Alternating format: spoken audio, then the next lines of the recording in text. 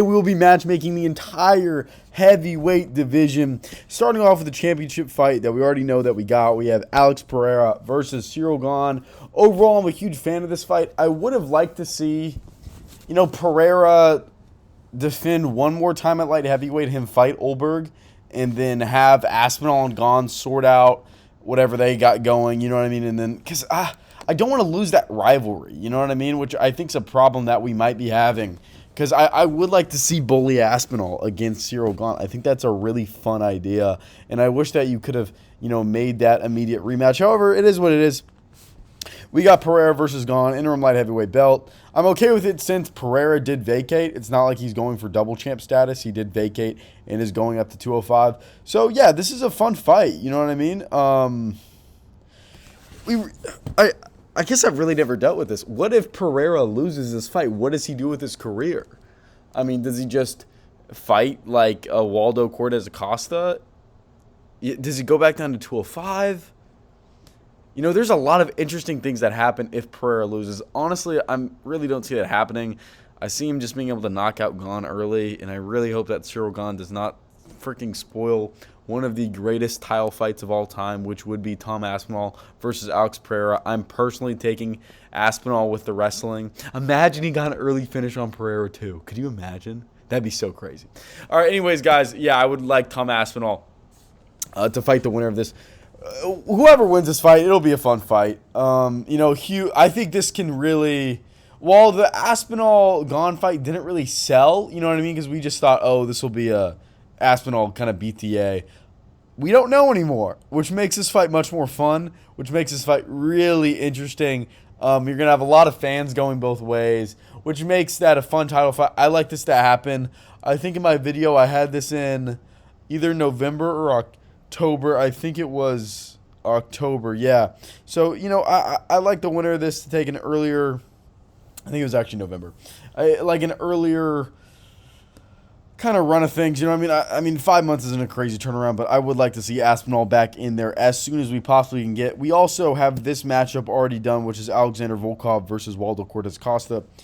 We actually have good matchmaking, guys. This fight actually makes sense, okay? Because Alexander Volkov he did lose his last fight to Almeida. First off, it is a crime that he is cut from the sport. It's honestly outrageously disrespectful to him and everything that he did in the sport. So, to be able to get cut like that, that's just ridiculous. But, anyways, having Volkov here fighting a true number. Why does it say 4-7? Volkov is 2 and Cortez Acosta is 7. Anyways, I really like this matchup. I think I'm gonna take Cortez. However, if Volkov mixes in the grappling, which maybe Almeida exposed, I don't know. I'm probably gonna take Volkov though. All right, on to the next fight. We have Sergey Pavlovich versus Taliesin Teixeira. Not a huge fan of the fight. I would have rather seen...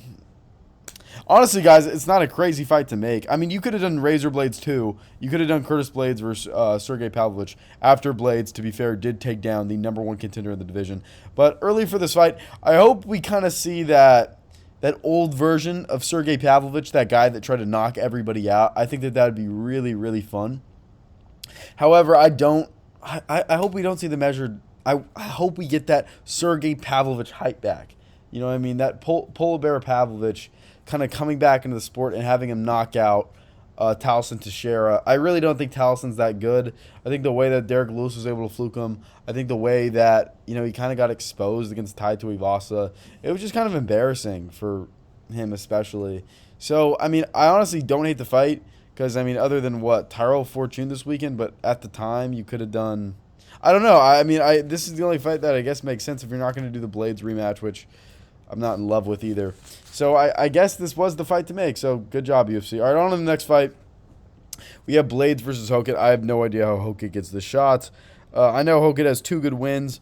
This could have been like a Mario Pinto. However, I do like the fact that this should be an easy win for Blades, and this does get him back in the title talks. He would probably be one more win away from getting a shot at the belt, which would be really exciting.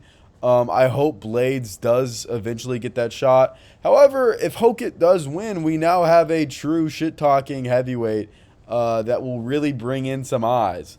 I think, honestly, his act is pretty overplayed and will get really annoying really fast. However, I think it'll be fun for this fight week, but after that, I think we'll all be hoping that Blades beats the shit out of him. All right, on to the first fight that I'm personally making. It is Sergey Spivak versus Rizvan Guniev. What's really interesting about this is how good Rizvan was versus JT Almeida. He's able to stuff the takedowns, and he really has, like, the hands of a lightweight or a featherweight. He has some fast hands, man. When Rizvan gets going with the jab, it is something else. It is just ridiculous. And Sergey Spivak, I mean, he was able to beat Ante Delija, which I actually picked, but I didn't think he was going to actually win. I just picked Sergey by decision. I wasn't confident in that pick at all, but I did pick him. And Rizvan, you know, dude, every time I'm always super impressed. Like that Blades fight, I think Blades did win, but it was a close fight, man. You know what I mean? So having Rizvan fight Spivak, kind of the first dark horse. Like the winner of this can be a dark horse in the division. And, you know, I could see, you could convince me that, like, Rizvan's a top 3 fighter in this entire division. I could go Aspinall, Pereira, Gane, and then Rizvan.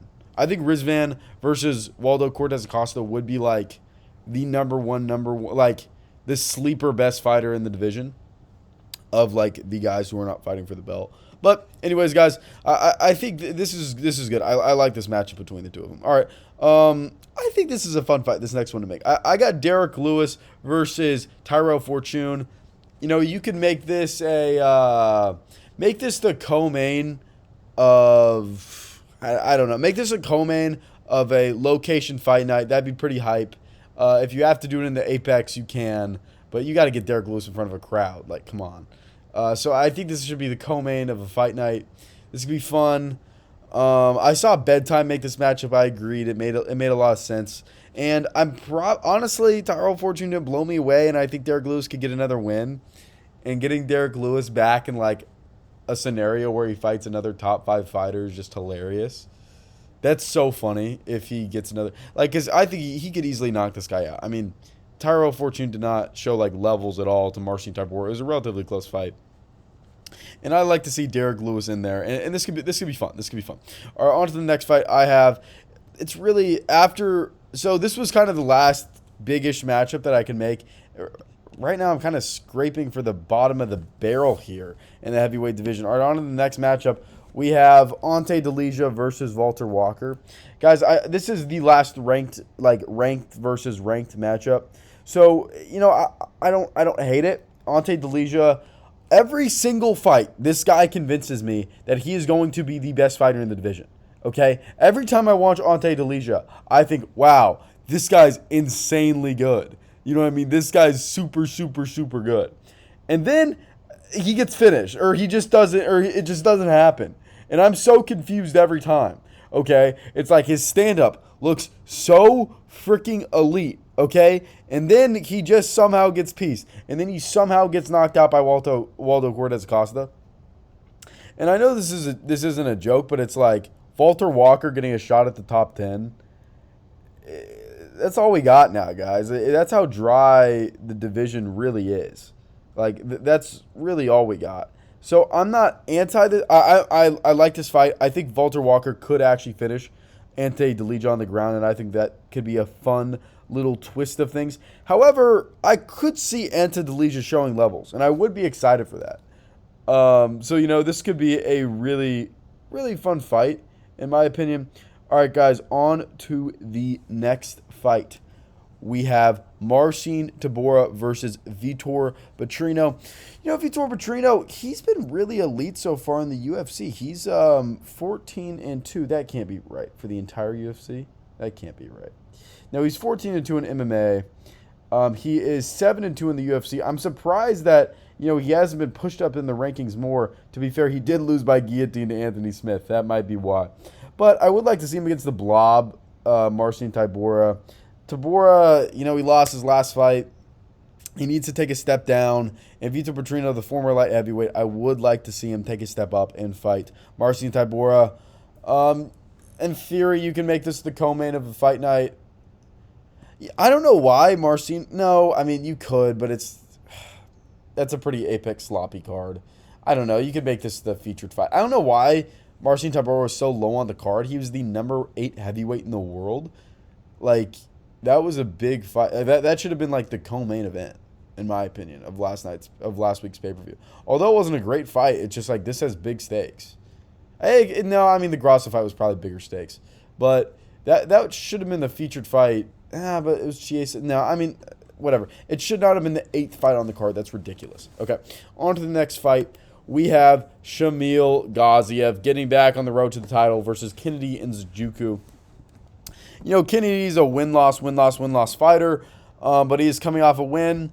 And also, Shamil needs to fight down in the rankings. He can't, get a step up. He lost pretty bad in his last matchup against Waldo Cortez Costa. So here we are. You know what I mean? I would like to see, Shamil get on his waddle to the belt again. And I think he would be able. I think he just. I think he would. I think he could style on Kennedy Nzechukwu. You know what I mean? Kennedy, I've watched him fight 4 or 5 times. He never impresses me. And, Shamil is just Shamil.